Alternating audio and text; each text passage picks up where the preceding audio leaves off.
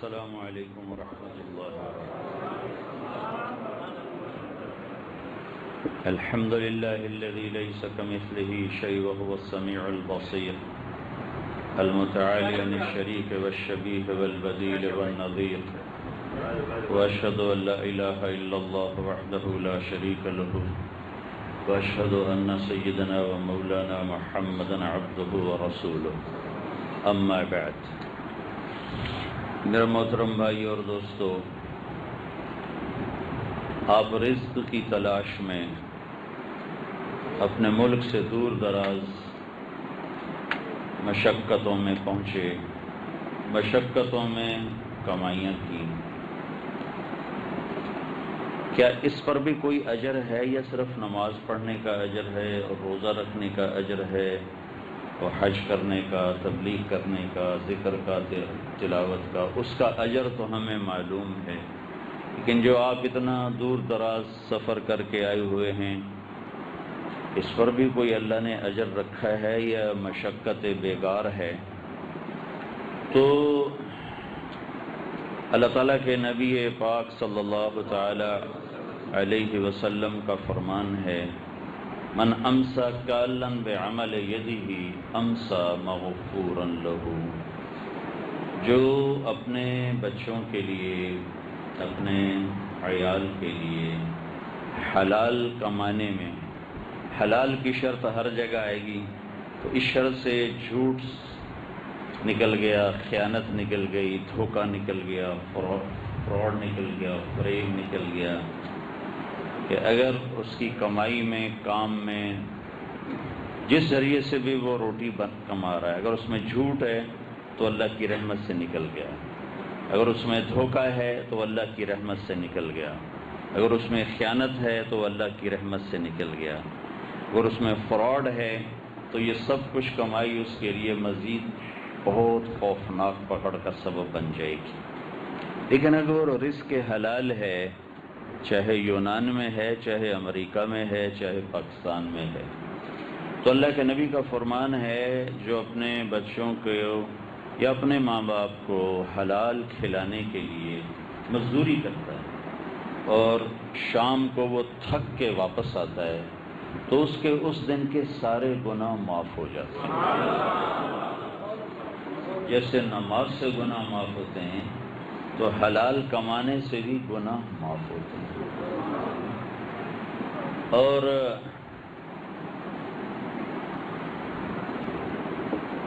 ایک صحابی ہیں سعد بن معاذ رضی اللہ تعالیٰ عنہ، وہ اللہ کے نبی کی بارگاہ میں تشریف فرما تھے، تو ہمارے نبی کی نظر پاک ان کے ہاتھ پر پڑی، ہاتھ ان کا بڑا سخت اور اس پر نشان بنے ہوئے، جو لوگ کام کرتے ہیں کسی کا، کدال کا، تو ان کے ہاتھوں پہ نشان پڑ جاتے ہیں سخت سخت۔ تو آپ نے یوں دیکھا تو آپ نے فرمایا، سعد یہ تیرے ہاتھوں پہ کیا نشان ہے؟ تو انہوں نے عرض کی، یا رسول اللہ، میں صبح سے شام تک اپنے باغ میں کام کرتا ہوں، مشقت اٹھاتا ہوں، اپنے بچوں کے لیے کماتا ہوں، تو وہ کام کر کر کے میرے ہاتھ ایسے ہو گئے۔ تو ہمارے نبی پاک صلی اللہ علیہ وسلم نے ان کا ہاتھ پکڑا اور ایسے اس کا بوسہ لیا، ایسے چوما، اور پھر فرمایا، بچوں کو حلال کھلانے میں جو ہاتھ ایسا ہو جائے گا، اس پہ دوزخ کی آگ حرام ہو جائے گی۔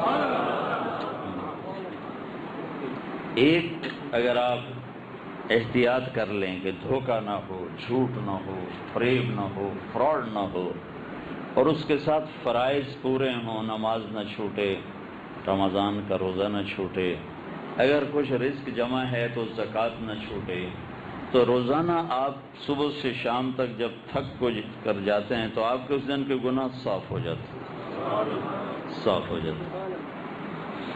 ایک کوئی اولیاء کرام میں سے تھے، انہوں نے شادی نہ کی، جب ان کا انتقال ہوا تو خواب میں ان کو ان کے مرید نے دیکھا، تو انہوں نے پوچھا، حضرت آپ کے ساتھ کیا ہوا؟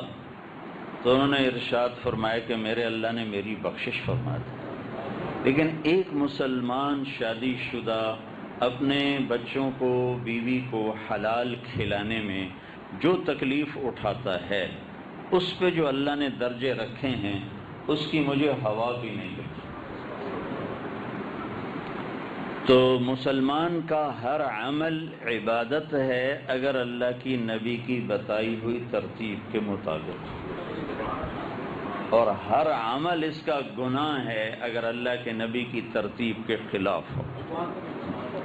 عبادت بھی نبی کی ترتیب کے خلاف کرے گا تو گناہ ہو جائے، 2 کے 4 سجدے شروع کر دے، 1 کے 2 رکوع شروع کر دے تو نماز الٹا گناہ بن جائے گی، اور صحیح تولتا ہو، سچ بولتا ہو، دھوکہ نہ دیتا ہو تو اس کا دکان پہ بیٹھنا ہی شام کو سارے گناہ صاف ہو کے گھر جا رہا ہے۔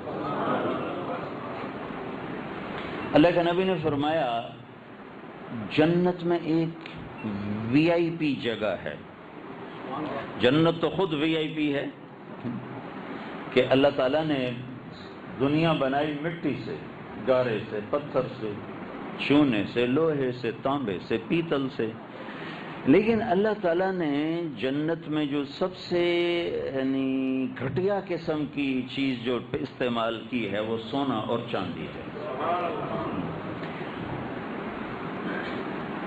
اس کی ایک اینٹ سونے کی ہے، ایک چاندی کی ہے، ایک زمرد کی، ایک یاقوت کی ہے، ایک موتی کی ہے، اور ہم سیمنٹ استعمال کرتے ہیں۔ جنت کے گھروں میں سیمنٹ مشک ہے اور گھاس زعفران ہے، اور چھت اللہ کا عرش ہے، اللہ کا عرش اس کی چھت ہے۔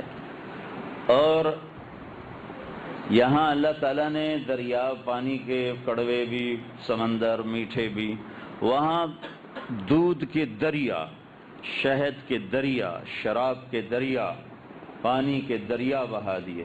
پھر عینان تجریان، بہتے ہوئے چشمے، عینان نضاختان، ابلتے ہوئے چشمے۔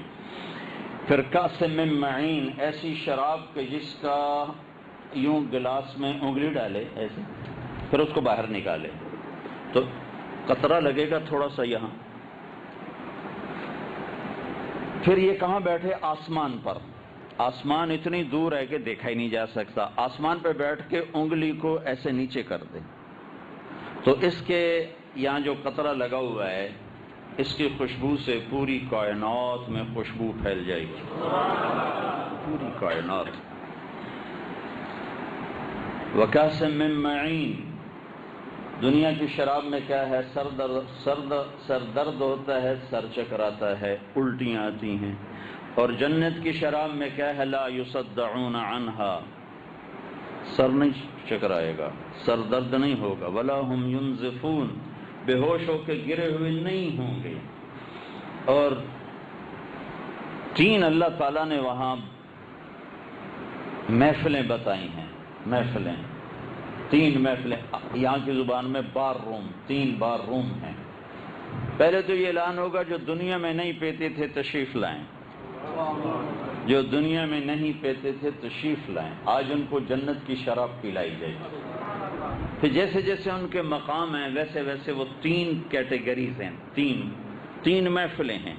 ایک محفل تو ایسی ہوگی، ان الابرار یشربون من کأس کان مزاجها کافورا، کہ ان کے ایک طرف صراحی ہوگی، ایک طرف جام ہوگا، وہ خود ڈالیں گے اور پیئیں گے، خود ڈالیں گے پیئیں گے۔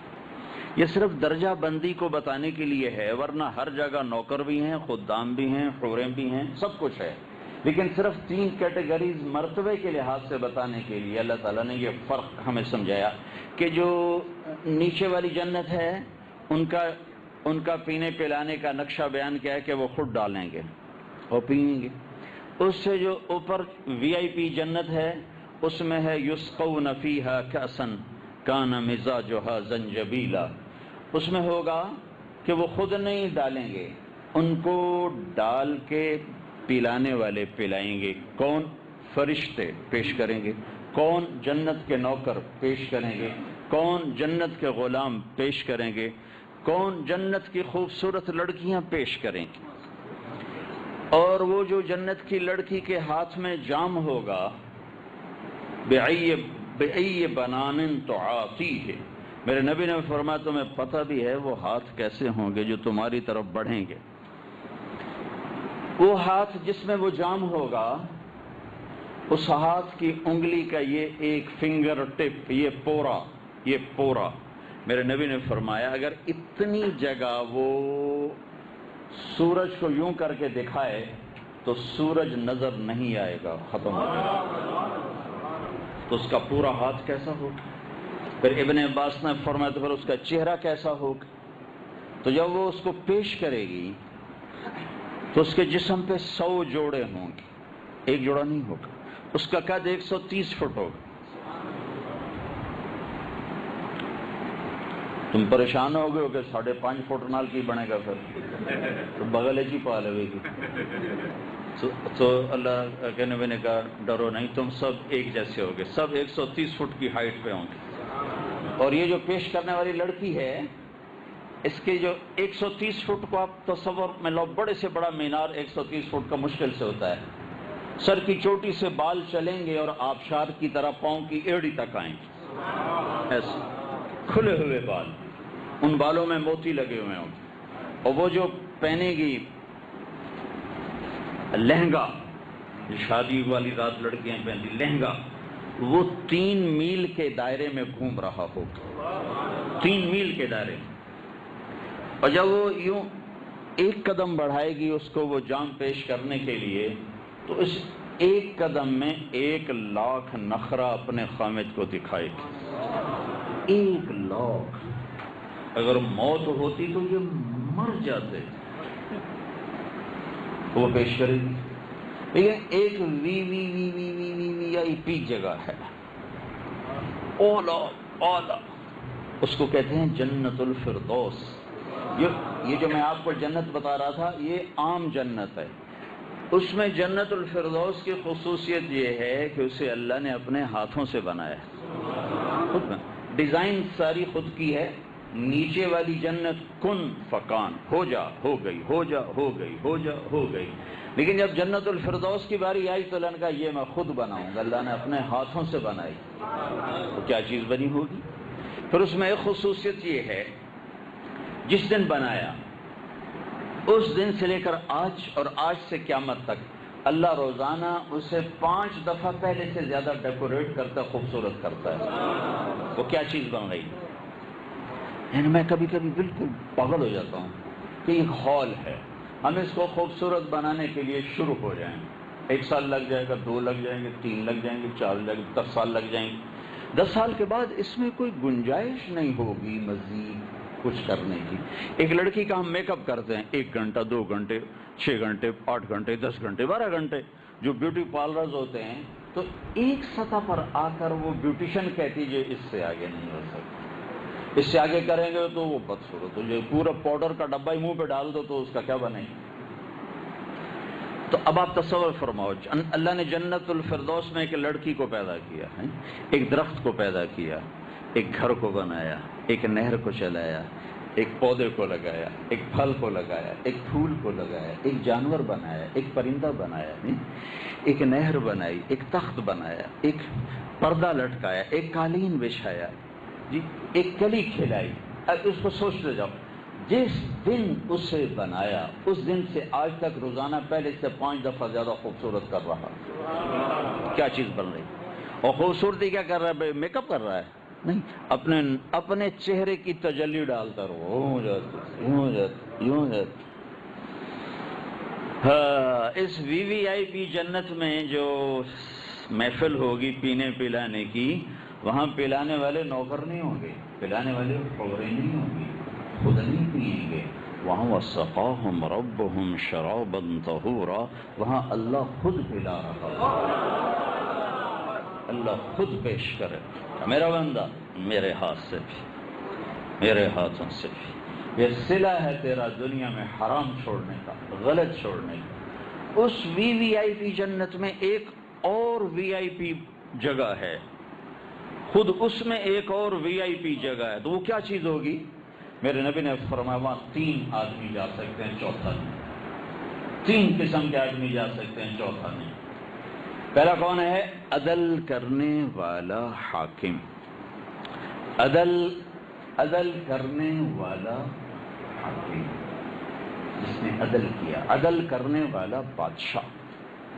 دوسرا کون ہے؟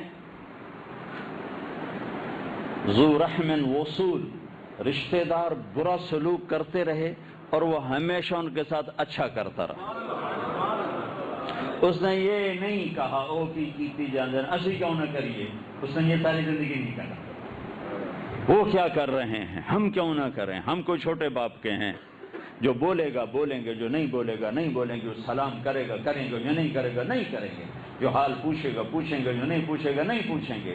جو ایسا پاگل نہ بنا، بلکہ ہر حال میں وہ توڑتے رہے یہ جوڑتا رہا، وہ ٹھکراتے رہے یہ جھکتا رہا۔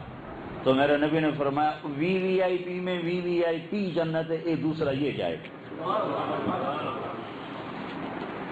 تیسرا کون جائے گا؟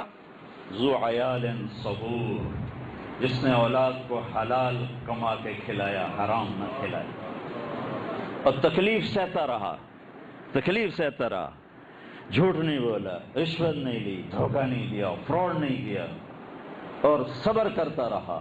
تو تیسرا وہ نہ شہید جا رہا ہے، نہ مولانا صاحب جا رہے ہیں، نہ پیر صاحب جا رہے ہیں، نہ بزرگ اور ولی صاحب جا رہے ہیں، نہ امام مسجد جا رہا ہے، نہ مجاہد جا رہا ہے، نہ غازی جا رہا ہے، نہ مبلغ جا رہا ہے، نہ محدث جا رہا ہے، نہ مفسر جا رہا ہے۔ کون جا رہا ہے؟ تینوں وہ ہیں جنہوں نے دنیا میں لوگوں کے ساتھ بھلا کیا۔ ایک جس نے رعایا کے ساتھ بھلا کیا، عدل دیا، ایک جس نے رشتہ داروں کے ساتھ بھلا کیا، ان کے تعلق توڑنے کے باوجود ان سے تعلق جوڑا، اور ایک جس نے اپنے بچوں بیوی کا بھلا کیا، انہیں حلال کھلایا، حرام نہ کھلایا۔ عمر بن عبدالعزیز نے 3 بر اعظم پہ حکومت کی، 3 بر اعظم، اور جب وہ گورنر تھے تو 100 اونٹوں پہ ان کا سامان چلتا تھا جب وہ سفر کرتے تھے، اور جب وہ 3 بر اعظم کے حکمران بن گئے تو اللہ تعالیٰ نے ایک خلافت راشدہ کا دور دوبارہ دکھایا لوگوں کو۔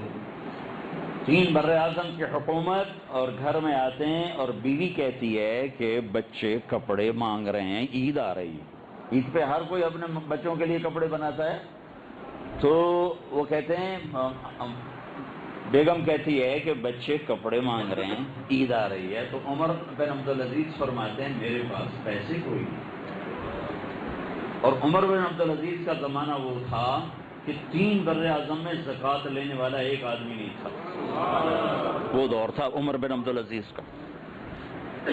تو اپنے گھر کا حال یہ ہے کہ کہہ رہے میرے پاس تو پیسے کوئی نہیں۔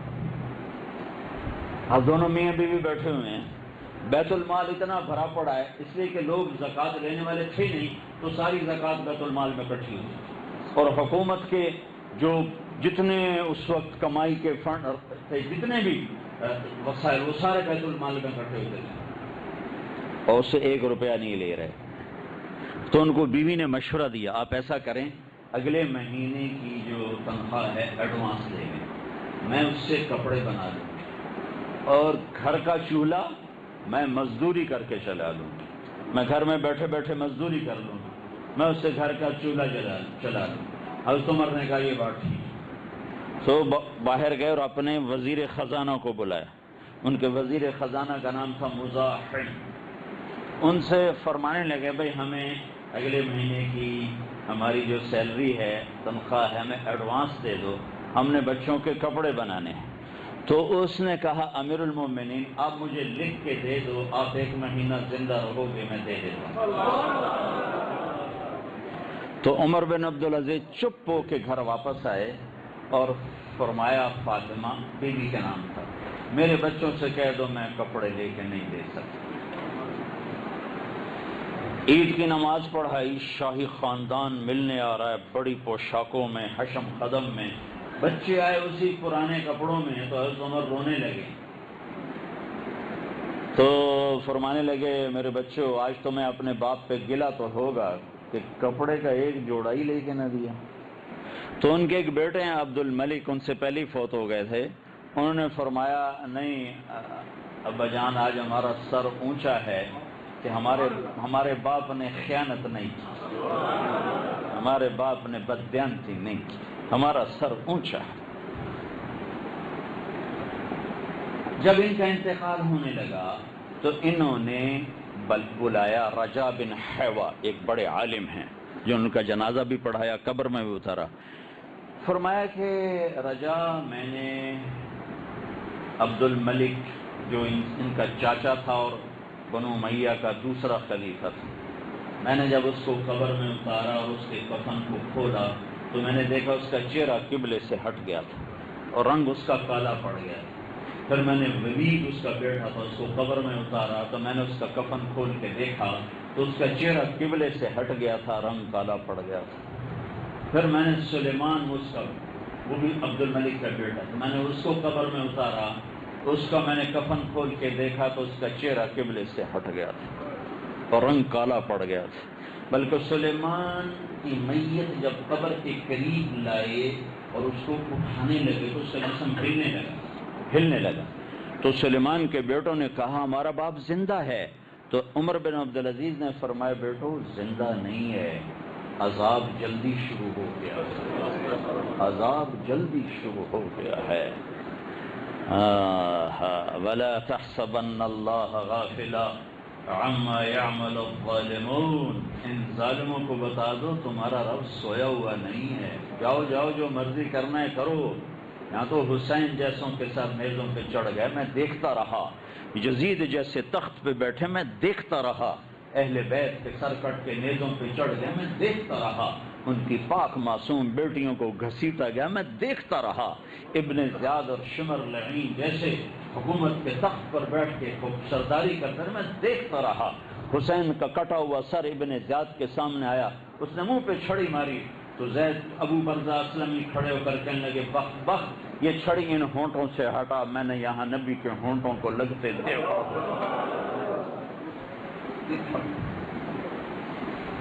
یہ دنیا ہے، یہ امتحان کی جگہ ہے، یہ عزت اور ذلت کے یہاں معیار نہیں ہے، کامیابی ناکامی کے یہ معیار نہیں ہے، مال کا آنا اور جانا یہ کوئی معیار نہیں ہے.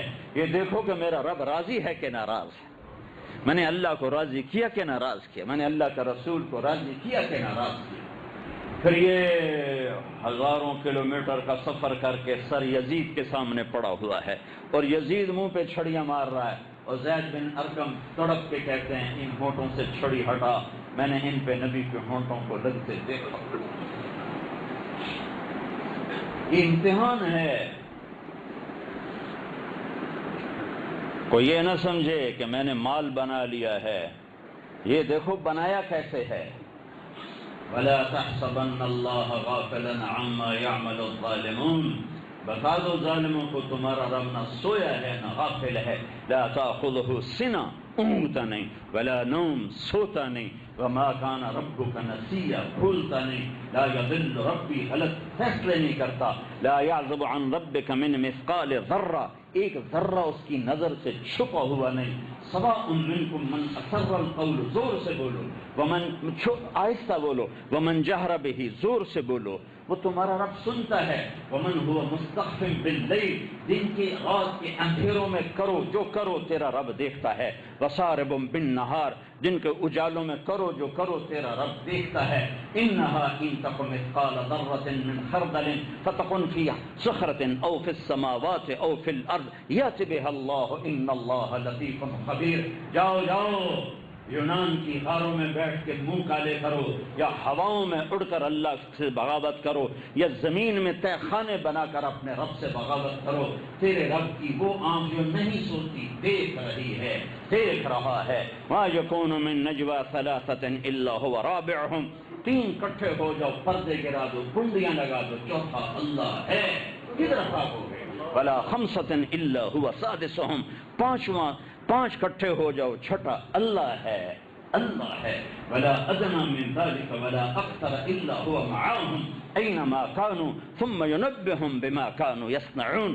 جاؤ جاؤ، رب کی دھرتی سے نکل سکتے ہو، رب کی فضاؤں سے نکل سکتے ہو، چاند تاروں سے آگے جا سکتے ہو، مشرق اور مغرب کے کناروں سے نکل سکتے ہو، شمال و جنوب کو پار کر سکتے ہو، کیا اپنی موت سے لڑ سکتے ہو، کیا قبر میں جانے سے منکر ہو سکتے ہو، کیا کیڑوں کی غذا بننے سے اپنے آپ کو روک سکتے ہو، کیا منکر نکیر کو ٹیکنالوجی سے قبر سے دھکا دے سکتے ہو، کیا اللہ کی جنت کو آگ لگا سکتے ہو، کیا اللہ کی جہنم کو فائر بریگیڈ سے بجھا سکتے ہو، کیا اللہ کا سامنا کھڑے کرنے سے رک سکتے ہو، اللہ کو سے ہٹ جاؤ، اللہ کے نبی کے سامنے کھڑے ہونے سے انکار کر سکتے ہو؟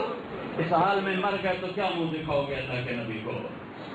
ادھر حسین کا کٹا ہوا سر آئے گا، ادھر یہ آئے گا جی بچوں کے لیے جھوٹ بھی بولا، عیاری بھی کی، مکاری بھی کی، کہ ظالم تجھے میرا حسین نظر نہ آیا، اس نے تو سر کٹا دیا تھا اپنے رب کو راضی کرنے کے لیے۔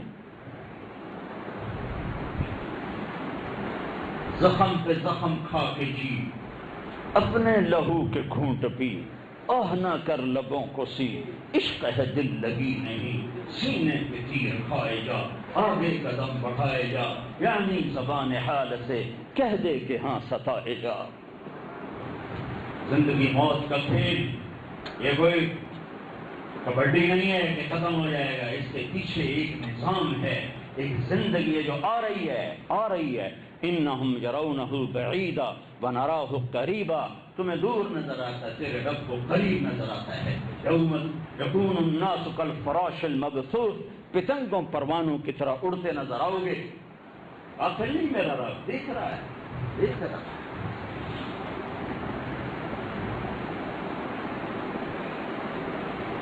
فرمایا رجا میں قبر میں جا رہا ہوں، دیکھنا میرے ساتھ کیا ہوتا ہے، میرے ساتھ کیا ہوتا ہے۔ بچوں کو کپڑے نہیں لے کے دیے، 3 بر اعظم میں بھوکا کوئی نہیں تھا، گھر میں چراغ نہیں دے دے، 3 بر اعظم میں کسی کے گھر میں اندھیرا نہیں تھا، اپنے آپ کو پیس دیا، بچوں کو حلال کھلایا، حکومت میں عدل کیا، انصاف کیا۔ جب ان کا انتقال ان کے سالے آ گئے، مسلمہ بن عبد الملک، امیر المومنین، بچوں پہ کیا ظلم کر کے جا رہے ہو؟ کیا کہ ایک پیسہ نہیں چھوڑ کے جا رہے ہو، تیرے بعد کیا کریں گے؟ کہنے کہ اٹھاؤ مجھے، بٹھاؤ، بٹھا دیا۔ کہ مسلمہ حرام کھلایا نہیں، حلال تھا، کیا بات، حرام کھلایا نہیں، حلال تھا۔ اگر یہ نیک ہوں گے تو اللہ انہیں ضائع نہیں کرے، اگر یہ نافرمان ہوں گے تو مجھے ان کی نافرمانی کی پرواہ ہے۔ پھر اپنے بچوں کو بلایا، ان کو دیکھ کے رونے لگے، 12 بچے تھے۔ کہنے کہ میرے بچوں، میرے سامنے 2 راستے تھے، ایک یہ تھا کہ میں اللہ کو ناراض کر کے تمہارے لیے مال جمع کرتا، ایک یہ تھا میں اللہ کو راضی کر کے تمہارے لیے اپنے لیے جنت کا راستہ بناتا۔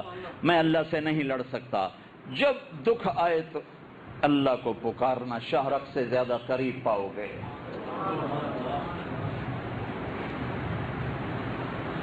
شام بن عبد الملک مرا، 10 لاکھ درہم اپنی اولاد کے لیے چھوڑ کے مرا، اور 30 سال کے بعد اس کے بچے مسجد کی سیڑھیوں پہ بیٹھ کے بھیک مانگتے، اور عمر بن عبدالعزیز اپنے بچوں کو فقیر چھوڑ کے مرا، اور 30 سال کے بعد اس کے بیٹے 100 گھوڑے اللہ کے نام پہ خیرات کر دیتے، 100 گھوڑے۔ جب ان کا انتقال ہوا اور ان کی میت کو قبر میں اتارنے کے لیے قریب کیا، سلیمان کا میں نے بتایا کیا ہوا اس کے ساتھ، عمر کے ساتھ کیا ہوا، جب ان کی میت کو قبر کے قریب کیا تو آسمان سے ایک پرچہ ایسے آیا، سب دیکھ رہے ہیں، ایک پرچہ آ رہا ہے، ایک پرچہ آ رہا ہے، اور آ کر عمر کے سینے پر گرا، تو انہوں نے پرچہ اٹھایا، کھول کے دیکھا تو اس پہ لکھا ہوا تھا بسم اللہ الرحمن الرحیم، پہلی سطر، دوسری سطر براءۃ من اللہ لعمر بن عبد العزیز من النار، لوگو سن لو، اللہ نے عمر کو جہنم سے آزاد کر دیا۔ 3 بر اعظم کی بادشاہی، یہ پروانہ کس وجہ سے ملا؟ تہجد سے نہیں، تلاوت سے نہیں، یہ پروانہ ملا عدل سے، یہ پروانہ ملا اولاد کو حلال کھلانے کی وجہ سے، یہ پروانہ ملا لوگوں کے میں انصاف زندہ کرنے سے۔ تو میرے بھائیوں، یہ مختصر زندگی ہے، جناب رسول پاک صلی اللہ علیہ وسلم ایک زندگی لے کر آئے۔ یا ابا سفیان جئتکم بکرامت الدنیا والآخرہ، ابو سفیان وہ زندگی لایا ہوں، میرے پیچھے چلو گے تو دنیا بھی تمہاری آخرت بھی تمہاری۔ جو ہمارے اقبال مرحوم نے کہا تھا کہ محمد سے وفا تو نے تو ہم تیرے ہیں، یہ جہاں چیز ہے کیا لوح و قلم تیرے ہیں۔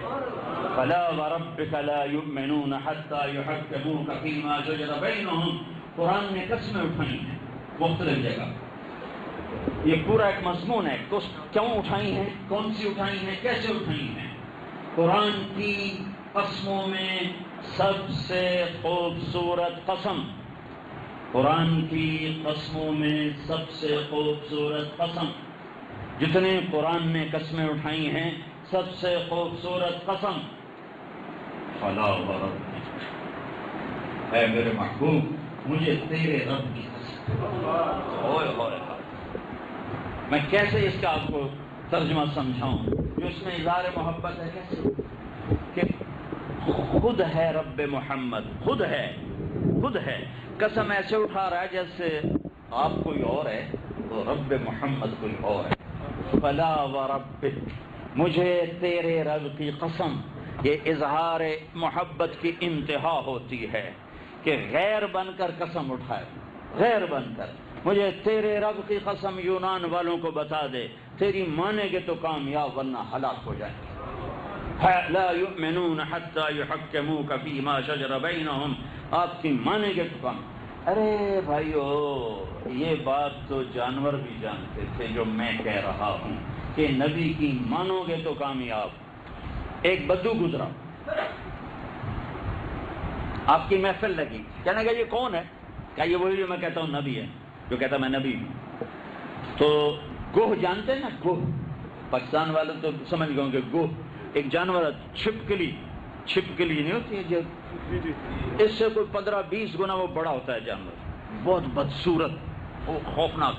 یہ عرب کھاتے تھے، اسلام سے پہلے عرب کھاتے تھے، تو وہ اس کو شکار کر کے لے جا رہا تھا، مری ہوئی۔ تو کہا اچھا تو ہے جو کہتا ہے میں نبی ہوں؟ کہاں؟ تو اس نے گو کو رسی سے باندھا تھا، اتارا، یوں پھینکا آپ کے سامنے، اور کہنے لگا یہ گوہ اگر کہہ دے تو نبی ہے پھر میں تجھے مان جاؤں۔ اب اس کو یہ یقین ہے کہ مرا ہوا تو انسان نہیں بولتا، جانور کیسے بولے گا؟ جانور تو زندہ نہیں بولتا تو مرا ہوا کیسے بولے گا؟ وہ یوں پڑی ہوئی تھی، تو آپ نے اس کو ایک نظر دے کر کہا یا ضب، عربی میں گوہ کو کہتے۔ تو اس نے پہلے آنکھیں کھولی، پھر یوں سر اٹھایا، کہ لبیک وسعدیک، یا رسول اللہ میں حاضر، یا رسول اللہ میری قسمت جاگ اٹھی کہ آپ نے مجھے پکارا۔ یا زین من وافا یوم القیامہ، اے قیامت کے دن کو خوبصورت بنانے والے، کیا خطاب دیا ہے۔ ہم نے کہا من تعبد، کون ہے تیرا معبود، کس کی بندگی کرتی ہے؟ تو گوہ نے کہا من فی السماء عرشہ وفی الارض سلطانہ وفی البحر سبیلہ وفی الجنت رحمتہ وفی النار عقابہ، میں اس کی بندگی کرتی ہوں جس کا عرش آسمانوں پہ، سلطنت زمینوں میں، راستے سمندر میں، رحمت جنت میں، عذاب جہنم میں۔ والنجم اذا ہوا، یہ وہ ہے، ما ضل صاحبکم وما غوا، یہ وہ ہے، وما ينطق عن الهوى، یہ ہے محمد الرسول اللہ، ان هو الا وحی یوحى، یہ ہے محمد الرسول اللہ۔ والضحى، یہ واللیل اذا سجا، یہ ہے میرا نبی۔ ما ودعک ربک وما قلا، یہ ہے میرا نبی۔ وللآخرۃ خیر لک من الاولی، یہ ہے میرا نبی، یہ ہے میرا نبی۔ وَلَسَوْفَ يُعْطِيكَ رَبُّكَ فَتَرْضَىٰ، یہ ہے آپ کا نبی۔ اشرح لك صدرك، یہ محمد مصطفیٰ ہے۔ وَوَضَعْنَا عَنْكَ وِزْرَكَ، یہ محمد مصطفیٰ ہے۔ الذي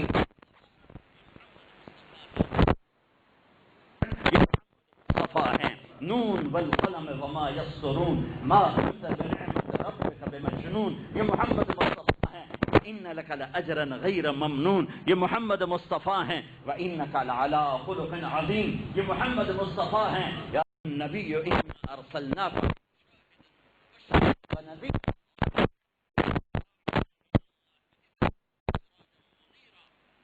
عِندَ اللَّهِ عَشْرَةَ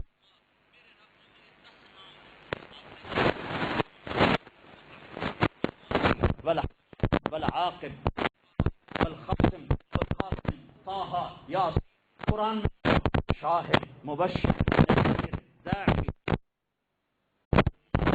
عزیز علیہ ما عنتم حریص علیکم بالمؤمنین رؤوف رحیم.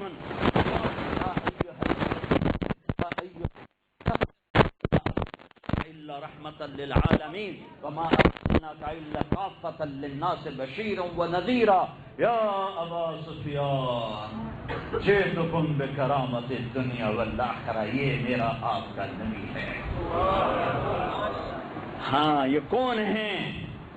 جس کا نسب آدم تک محفوظ ہے، کسی کا نہیں محفوظ. اس کا محفوظ ہے محمد بن عبداللہ بن عبد المطلب بن ہاشم بن عبد مناف بن قصی بن کلاب بن مرہ بن کعب بن غالب بن فہر بن مالک بن نضر بن کنان بن الیاس بن نزار بن اول بن حمیصہ بن سلامان بن عوس بن بوس بن اموال بن ابی بن عوام بن ناشد بن حزا بن بن عبيد بن الدعاء بن حمدان بن سنبر بن يثربي بن يحزن بن يلحن بن إرعوى بن عيدي بن زيشان بن عيسر بن أقنار بن إيهام بن مقصر بن ناحد بن طارق بن سمي بن مزي بن عوض بن عرام بن قيدار بن إسماعيل بن إبراهيم بن آذر بن رحوب بن رعوب بن فائد بن عابر بن أرفقشاد بن سام بن نوح بن لامك بن متوشالة بن إدريس بن يرد بن ملهلئيل بن قينان بن آنوش بن شيطر بن آدم. یہ میرا نبی ہے، یہ میرا نبی ہے. یا رب من تعبد، کس کی بندگی کا؟ آسمان والے کی. یا رب اے گو من انا میں کون ہوں، میں کون ہوں؟ تو گوہ نے کہا انت رسول رب العالمین، آپ رب العالمین کے رسول. وخاتم النبیین، آپ آخری نبی. کوہ کو بھی پتہ ہے یہ آخری ہے، اس کے بعد کوئی نہیں ہے. کوہ کو بھی پتہ ہے اس کے بعد اور کوئی نہیں. وقد افلح من صدقک. یا رسول اللہ، یونان والوں کو میں پیغام دے رہی ہوں، آپ کی مانیں گے تو کامیاب. وقد خاب من کذبک، آپ کی نہیں مانیں گے تو ناکام برباد ہلاک. جہاں مرضی رہو میرے بھائیو، محمدی بن کے رہو، محمدی بن کے رہو. لا الہ الا اللہ پاسپورٹ ہے. پاسپورٹ کے بغیر آپ سفر نہیں کر سکتے، اور محمد رسول اللہ ویزا ہے.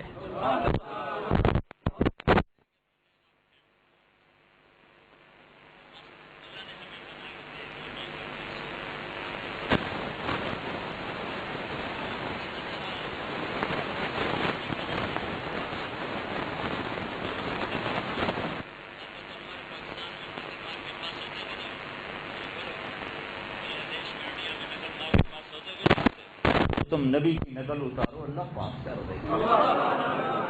ارے نقلی بن جاؤ، اللہ قیمت لگا دے گا. اللہ کو اپنے حبیب سے پیار ہے. تبلیغ کا کام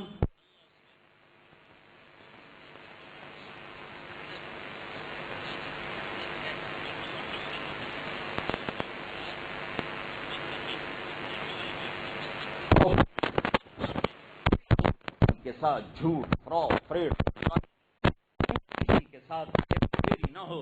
سچائی مسلمان کا شیوا ہے، شعار ہے. تمہاری تجارت دیکھ کے لوگ کلمہ پڑھیں، تمہارے اخلاق دیکھ کے لوگ کلمہ پڑھیں. یہ تبلیغ کی محنت ہے، اس کے لیے اجتماع ہے. میں یونان پہلی دفعہ آیا ہوں، آپ صفائیوں کو دیکھ کے بہت خوشی ہوئی ہے، بہت دل خوش ہوا ہے. اللہ تعالیٰ آپ کو یہاں اپنے نبی کا غلام بنا کے رکھے اور اور اس کے کلمے کو بلند کرنے والا بنا کے رکھے۔ آج شام سے اجتماع شروع ہو رہا ہے، اس میں آپ تشریف لائیں، انشاءاللہ کلمہ پھر میرا بیان ہوگا۔ ابھی سنت